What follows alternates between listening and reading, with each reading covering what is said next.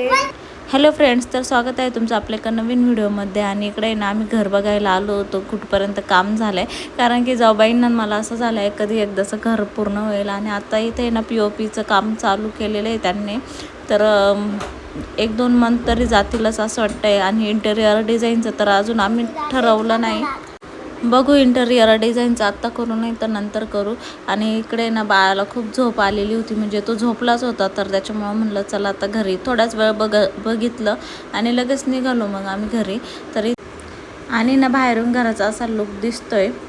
मग माझ्या मिस्टरांनी मला हा ड्रेस ना गिफ्ट केला होता बड्डेला. म्हणजे 3-4 ड्रेस दिले होते त्यांनी बड्डेला गिफ्ट म्हणून. तर त्यातलं त्यांचं असं म्हणणं होतं कधी कधी गाऊनवर वगैरे राहते किंवा मग ते जुने पुराणे कपडे झाले ना तर तो असे स्टायलिश कपडे वापर घरात काम करताना. तर तुम्हाला दाखवते याचं लुक कसं आहे. तर जे आपण असे फिडिंग मदर आहे त्या गाऊन वगैरे घालतात, तर असे ड्रेस पण छान वाटतात आणि स्टायलिश पण लुक येतो ह्या ड्रेसने. आणि मी अजून पण कॉर्ड सेट घेतलेले ते पण मी तुम्हाला दाखवते. आणि ह्या ड्रेसमध्ये कम्फर्टेबल पण वाटतं. तर आता मला ना स्वयंपाक करायचा आहे. आता माझं बेबीला मी आता झोपी लावले, तर खूप झोप आली होती. आणि जाऊबाई आणि मी ना, म्हणजे माझ्या मोठ्या जाऊबाई आणि मी ना गेलो होतो घर बघण्यासाठी. कुठपर्यंत घराचं काम आलं आहे, कारण की आम्हाला खूप जास्त घाई झाली आहे. कधी घर होईल कधी घर होईल, पण ते काही पूर्ण व्हायचं नावच घ्यायना. आणि त्यातल्या त्यात मला माझ्या बाळाचं बारसं पण करायचं आहे त्या नवीन घरात. त्याच्यामुळं असं झालं आणि त्याचं नाव म्हणजे रिव्हील करायचंच राहून गेलेलं आहे. तर त्याचं नाव पण एक त्याचं बारसं पण करायचं बाकी आहे. पण मला असं वाटतं आहे आता घराची वाट बघण्यापेक्षा बारसं करून टाकावा. मग बारसं मी कदाचित कॅन्सल पण करू शकते, किंवा मग आता माहेरी गेले तर याचं जावं वगैरे काढायचं असलं ना, सासरे गेले तर तेव्हा पण करू शकते मी याचं बारसा. माहीत नाही आता याचं बारसं होईल का नाही. पण त्याचं नाव ना मी एक फायनल केलं आहे. आणि ना मी खूप म्हणजे आम्ही खूप सारे नावं याच्यासाठी सजेस्ट करायचं. सगळं माझ्या बहिणी मला खूप नावं सजेस्ट करत होत्या, माझे मिस्टर मी. आणि असं व्हायचं कोणी पण एक नाव सजेस्ट केलं का बाकीचे नाही म्हणायचे. त्याच्यामुळे मी ठरवलं आता मी कोणाचंच नाव ऐकणार नाही. मी फक्त माझंच नाव ठेवणार आहे. कोणी हा म्हणू नये तर नाही म्हणून मी माझंच नाव फायनल केलेलं आहे. आणि याच्यावर मी आता कोणालाच काहीच म्हणून देणार नाही. कोणी किती काही म्हणलं तर मी तेच नाव ठेवणार आहे. कारण की ना बऱ्याच दिवसांपासून झाला तेव्हापासून आता 5 महिन्यांचं झालं आहे आणि त्याचं नाव फिक्सच व्हायना. त्याच्यामुळे मी फायनल करून दिले. तर इकडे हा एक मला आहे ना कॉर्ड सेट गिफ्ट केला होता.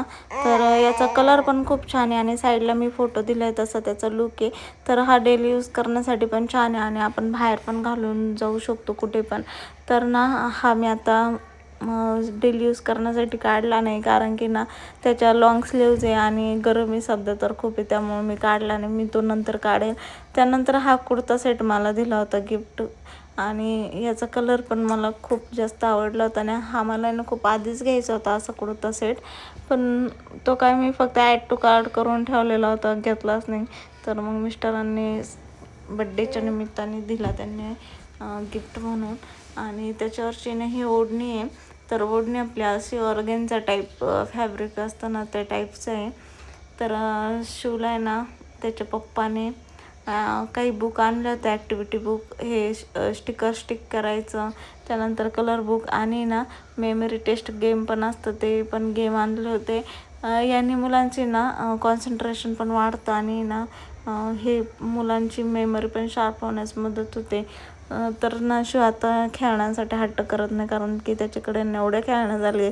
तोच स्वतः म्हणत नाही की आता मला एखादी नवीन खेळणी द्या, तरी पण त्याचे पप्पा घेऊन येतातच त्याच्यासाठी खेळण्या.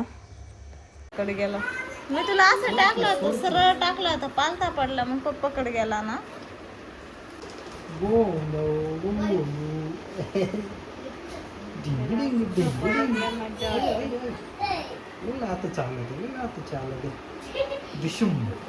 तर सकाळी मी चिकनची भाजी केली होती आणि ती चिकनची भाजी उरलेली आहे. तर त्याची मी आता बिर्याणी करणार आहे. त्यासाठी मी कांदा, कोथिंबीर, टोमॅटो, तांदूळ घेतले आणि अद्रक लसूण हिरवी मिरची पेस्ट घेतली आहे. आणि भाजी ना गरम करून मी आता त्याची बिर्याणी बनवणार आहे. तर इथं मी ना बिर्याणी शिजत टाकली आहे. होप सो चांगली व्हायला पाहिजे. तर मस्त ना बिर्याणी शिजली आहे, छान दिसते. खाल्ल्यास कळून कशी झाली आहे. सुपरमॅन पडला सुपरमॅन. इकडे नेहमी ना छोटं पोरं मांडीवर बसलेलं राहतं आणि मोठं पोरं खाली खेळत राहतं. हे असंच राहतं, खेळतोय एकटाच. याचे दादा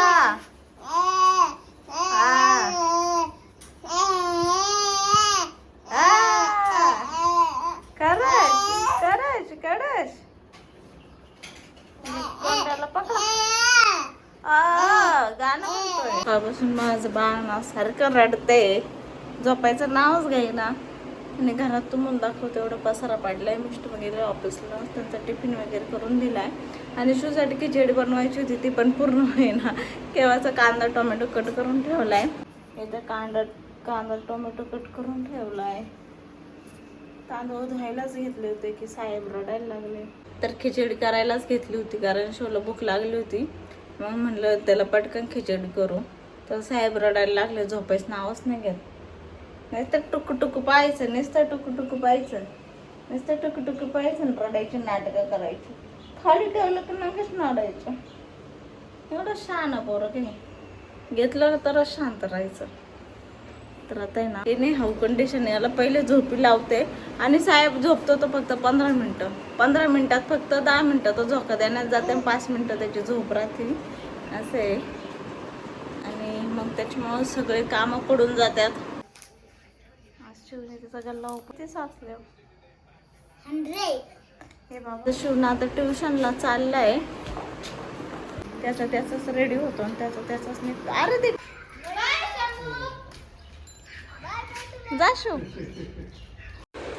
तर ना बराच वेळेस अशा कमेंट येतात की शिव शांत आहे आणि हा बेबी ना दुसरा जास्त आगाऊ वाटतं, याला जास्त सांभाळायला मेहनत लागत असं. पण तसं नाही, शिव इतका त्रास द्यायचा त्याच्या पुढं हा किरकोळच वाटत मला.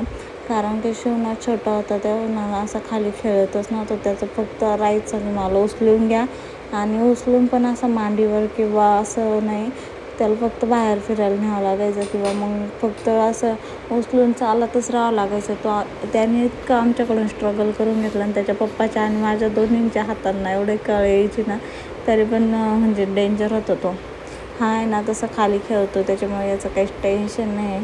फक्त थोडं तर लहान मुलांचं तेवढं करावंच लागतं, ते स्ट्रगलच असतं एक प्रकारचं, ते तर करणं भागच आहे. पण काही मुलं आहे ना खूप डेंजर असतात शिवांसारखे, फक्त ते दिसून येते नाही.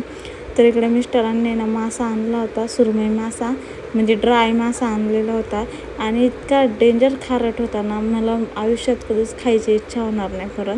तर आणला तेव्हा असं वाटलं होतं की खूप छान लागन, खूप टेस्टी असं, पण असं काहीच नाही. इतका डेंजर खारट होता आणि त्याला मी पाण्यामध्ये बराच वेळ भिजत पण ठेवला होता, तरी पण त्याचा खारटपणा काही गेलेलाच नव्हता.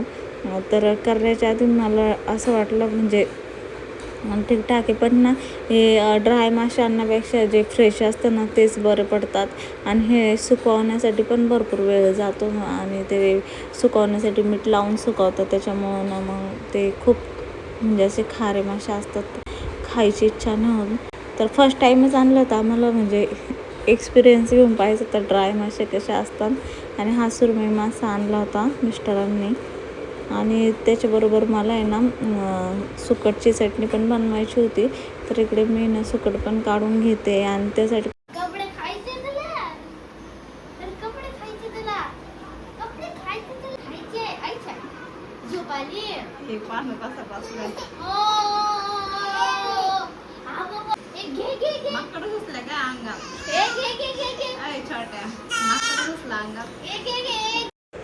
आणि ना हे मासे बनवताना मी बिलकुल मीठ वगैरे काहीच टाकलं नव्हतं, कारण की ज्यांच्याकडून मासे घेतले त्यांनी सांगितलं होतं की मीठ वगैरे टाकू नका, ऑलरेडी ते लय खारट असतं.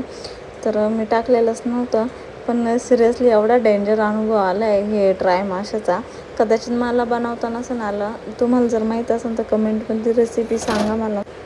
आणि इकडे सुकटची चटणी पण तयार झाली आहे.